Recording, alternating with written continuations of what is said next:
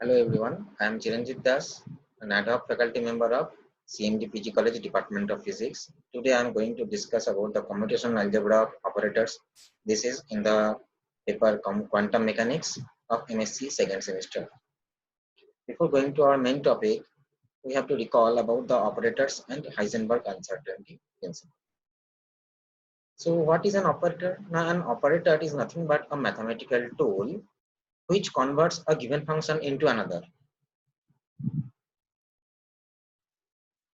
The addition symbol plus the subtraction symbol minus the multiplication symbol or the division symbol, all we use in order to solve different mathematical problems. These symbols are nothing but operators. Now we are taking an example to understand this in a much better way. Let's take a given function x square.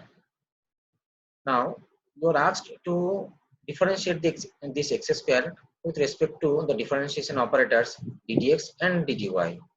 In both the cases, you get the result as 2x and 0. That means we have the given function of same value, but the operators are different. And for this why we are getting two different results, that is 2x and 0. So why do we get these two results different? This is simple because in the first case, the operator and the given function, these two are of the same variable, that is x. So our operator is able to differentiate this x square and we get the result as 2x. While in the second case, the operator is of the variable y while the given function is of the variable x. And for this y, our operator is unable to operate this function and thus resulting in 0. So what we can see here, now the operators are transforming or converting the given function x square into another function. In the first case this is 2x and in the second case this is 0. Let's take another example.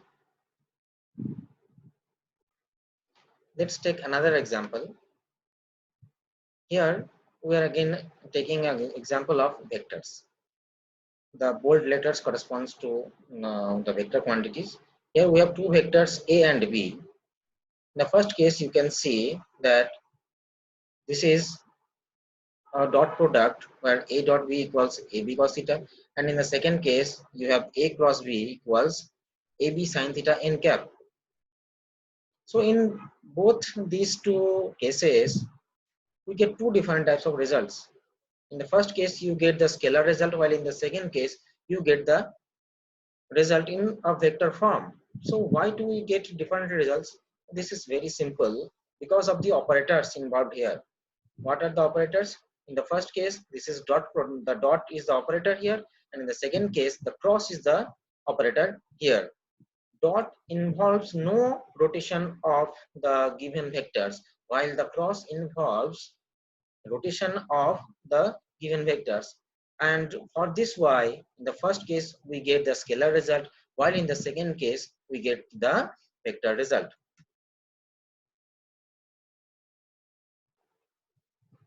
So coming back to our main discussion, that is the commutators and commutativity. Consider two operators. It is given by, here we have considered the operators a cap and b cap. The cap symbol is used to represent it as an operator. The quantity AB minus BA is called the commutator of the operators A and B. So let us consider an example at first to understand this quantity. What does the quantity do actually? Now here I have considered an example of ddx of ax minus x ddx. This is operating on fx and producing the result fx. Now you can see that ddx ax minus x ddx, this is in the form ab minus ba. So this is nothing but an operator as well as a commutator. Also you can see that this operator or commutator, while operating on our given function fx, produces the result fx. That means the result and the given function, both of these two are same thing. So this commutator or this operator has the value of unity, that is 1, as you can see.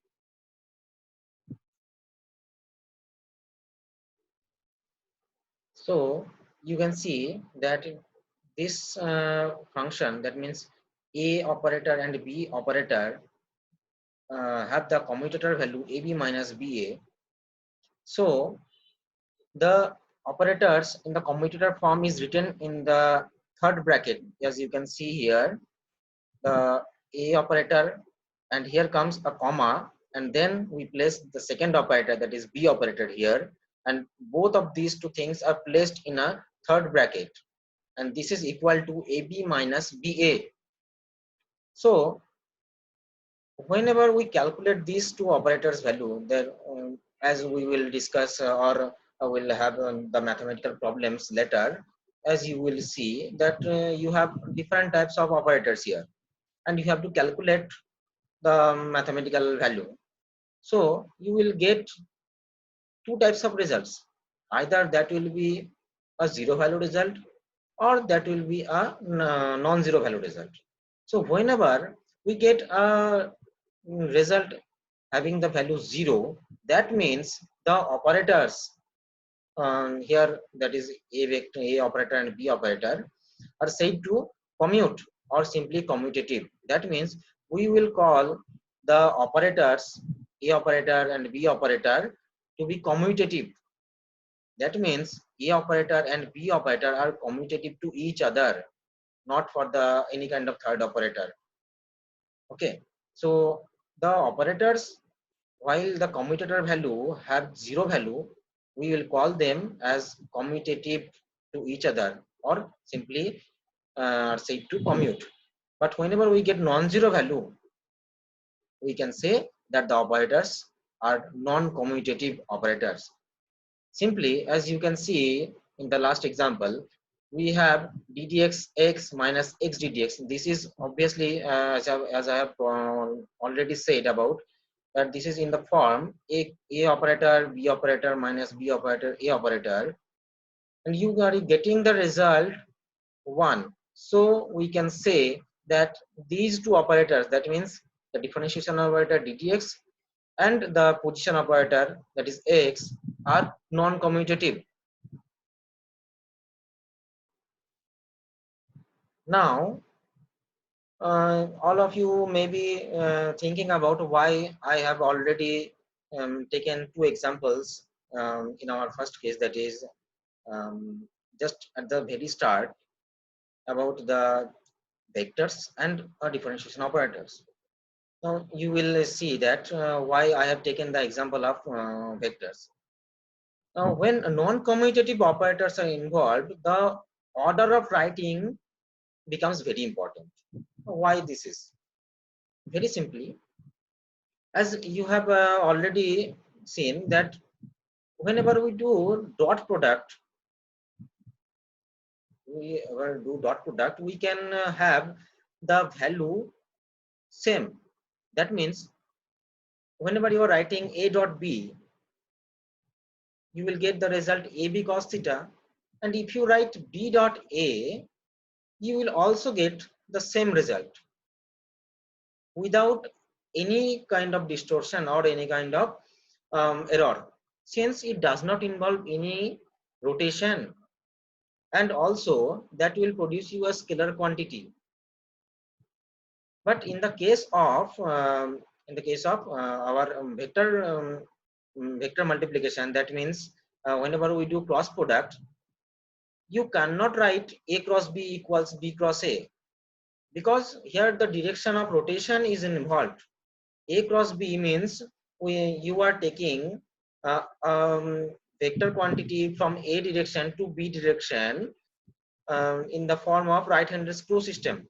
But whenever you are writing b cross a, you will get the result in just opposite way. That means you are moving the b vector towards a direction, or the a vector direction, with respect to the same the right-handed screw system. So you will get two exactly opposite results, and that's why we cannot write a cross b equals b cross a. And here comes another symbol minus, so you will write a cross b equals minus of b cross a. Here also, when non-commutative operations are involved, non-commutative operations, that means whenever we have the a comma b equals a non-zero quantity, the order of writing becomes very important. That means you cannot write a comma b equals b comma a, but if they commute, you can write a comma b equals b comma a. We will see that this property will be hold good in whenever we discuss about the different algebraic operations. Now I have already said at the very start that we have to recall all again another quantity, that is Heisenberg uncertainty principle. How does it relate in the commutativity of operators? Now, what is being said in Heisenberg uncertainty principle, that any kind of canonically conjugate variables that have dimension of xn, we cannot measure them precisely and simultaneously. If we try to measure them, there will be an error, and that error is being given by h cross, that is the Planck constant multiplied by 1 upon 2 pi. So the commutativity of operators expresses the possibility of measuring the corresponding physical quantity simultaneously. That means whenever we have the given operators are commutating to each other or simply commute each other, that means we can measure the operators simultaneously. We can measure the operators simultaneously. But whenever non-commutativity, that means for this example, here we have the value equal to 1, that means it is non-commutative. So whenever we have non-commutativity nature, that means we cannot measure them simultaneously, and that will signify or correspond to our Heisenberg uncertainty principle. So coming to our commutator algebra, as you can see in the screen that here 6 mathematical results are being written, which are a comma b equals minus of b comma a comma b plus c equals a comma b plus a comma c, a plus b comma c equals a comma c plus of b comma c, and so on. We will prove these mathematical operations later. Before that, we are going to discuss about actually what does the commutation mean physically. That is very important for our semester studies. Now let's study. When we perform a quantum mechanical measurement, we always measure an eigenvalue of our given operator. And after the measurement, the state is left in the corresponding eigenstate. The eigenstates to the operator are precisely those states for which there is no uncertainty in the measurement. We always measure the eigenvalue with probability 1. So what is being said here? Now let's take the example. As we already have the matrix, we already know how to solve the mathematical equations in matrix algebra. We write ax equals lambda x, where a is the given operator, x is our given function, lambda is the eigenvalue, and x is the same operator. Now this is all already been said here. When we perform a quantum mechanical measurement, we always measure an eigenvalue of our operator. That means whenever we are writing ax equals lambda x, that means here we have write that is h operating on n equals en of n. You can say that h is the given operator, that is the Hamiltonian operator, and en is the energy eigenvalue of the same operator, where the given function, that is the ket n or the state n, is remaining the same. That means after the measurement, the state is left in the corresponding eigenstate. The state at first was in the state n, and after the measurement, the state is remaining already in that state. So we always measure the eigenvalue with probability 1. Now here comes the word probability 1. That means we are measuring the quantity with respect to this operator, and we are expecting an energy eigenvalue. So if there is no uncertainty, that means if we can measure the entire quantity for this given operator, we have the expected eigenvalue. That means we have the result to get in the given region of space having the probability 1. That means we expect our result in the entire space to be given with the maximum probability, and that maximum probability is 1. Okay. Now, what if we want to measure two different observables? Here comes the problem. If we have two different observables, the first one is A and the second one is B, I have taken this. So what will happen then? Now start. If we measure first A, okay, we are measuring the first observable, that is A. We know that the system is left in an eigenstate of A. How? Now, as in this example, you can see H, this is Hamiltonian operator operating on nth state, produces the result in the energy eigenvalue En, and the same energy eigenstate, that is N. Here also, if you measure at first A, then the system is left in an eigenstate of A. That means, suppose if the operator is A here, put A in place of H, what you get? A n equals some eigenvalue and also the same nth state. So this is already is written here. We know that the system is left in an eigenstate of A. Now this might alter the measurement of outcome of B. So this measurement may alter the result. So if you are leaving the nth state after the completion of the operation of the operator given by A operator, so that will be there will be some maybe problem in the measurement of the operator B. That means the order of our measurement is very important, whether we want to measure the A operator first or the operator B first. But for the commutating variables, there is no problem with the measurement, whether you measure with A operator or whether you measure with the B operator at first. Now let's take this. If A and B commute, then you can come up with a set of basis states. Here I have taken a state A and Bn in the Kate notation. We will discuss in our next chapter when we will discuss the bracket notations of Dirac. There we will have a lot of discussion about this. So the basis states these that are the eigenstates of both A and B.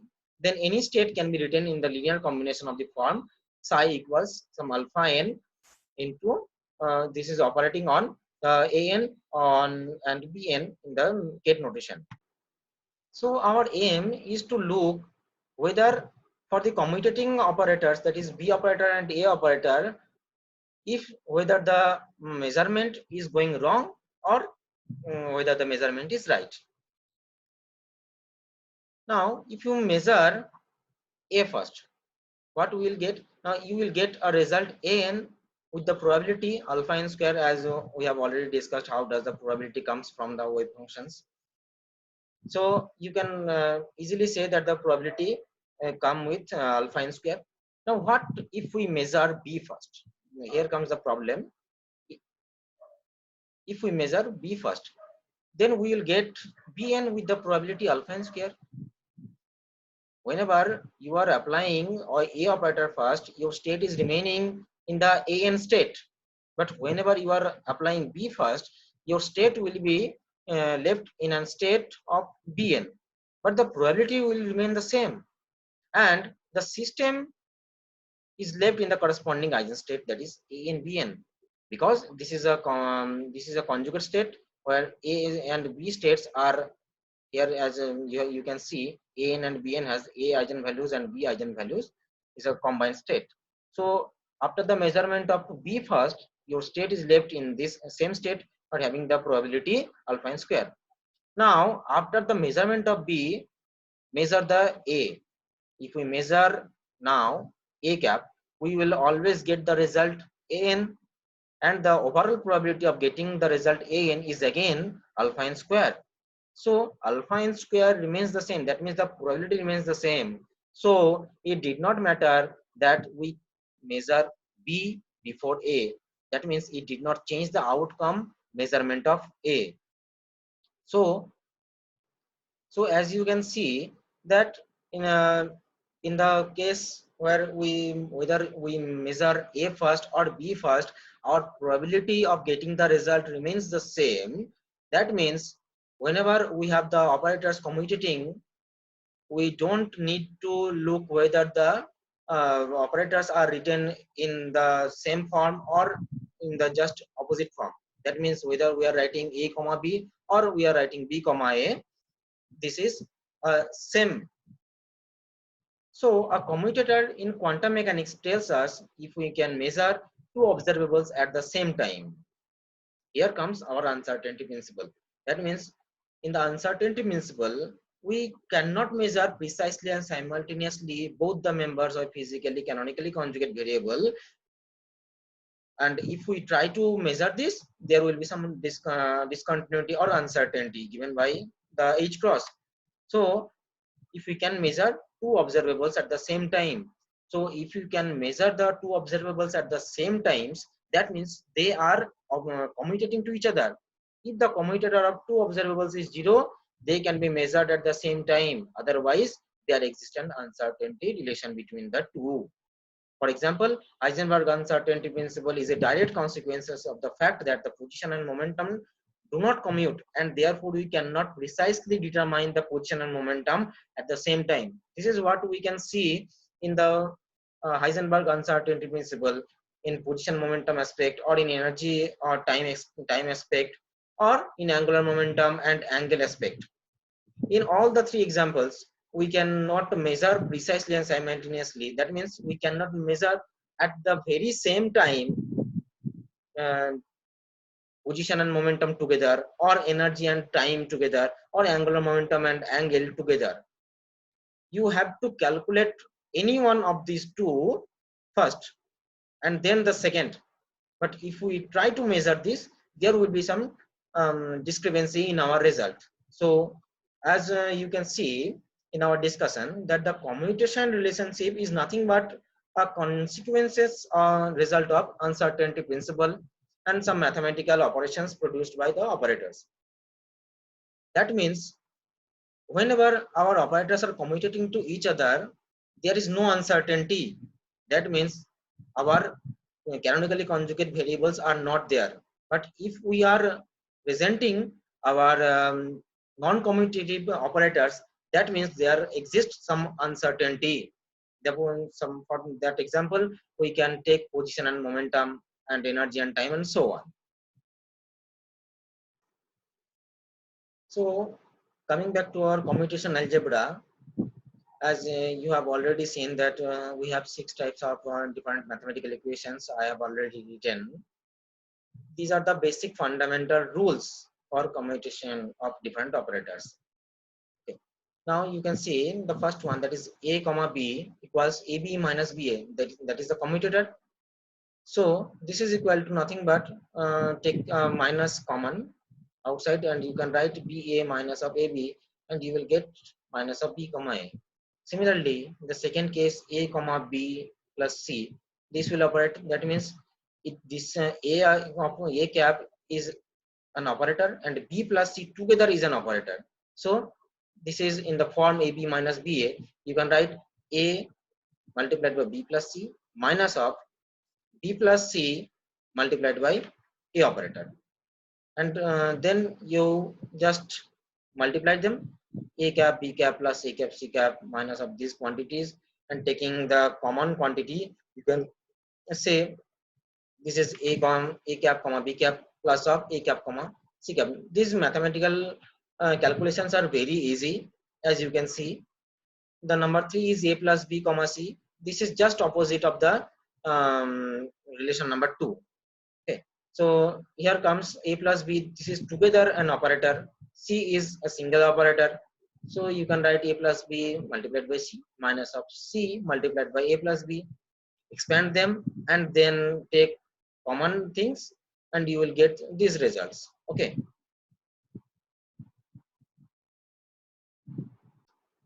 Number 4 relation is a comma bc. So at first expand the bracket. This bracket, as you all know from classical mechanics, this is nothing but the Poisson's bracket. So ABC minus BCA. Okay. So now take an example. Let's take the addition of BAC and subtraction of BAC. This means add and subtract BAC here. Arrange them in order. I have symbolized here that you have to take these two things common. ABC minus of BAC. So ABC minus BAC and the rest of the things BCA minus BAC. These two are different things. Okay. So ABC minus BAC, as you can see that the C operator is at the very last position in these two cases. So take common this operator. So C cap is taken common here. So you can get AB minus BA.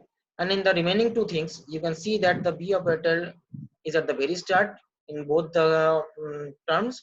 You can take common B cap and then you can get your desired result as ABC plus B operating on A comma C. Similarly, you can do this proof also A B comma C. Okay, so these mathematical tools are very important whenever you will go through some mathematical operations or commutation relations where you have to prove different types of mathematical relations and you have to apply these mathematical tools. Okay,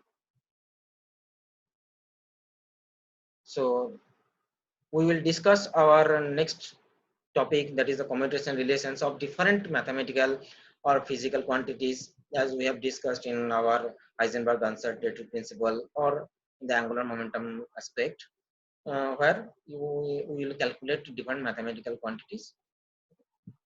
Thank you.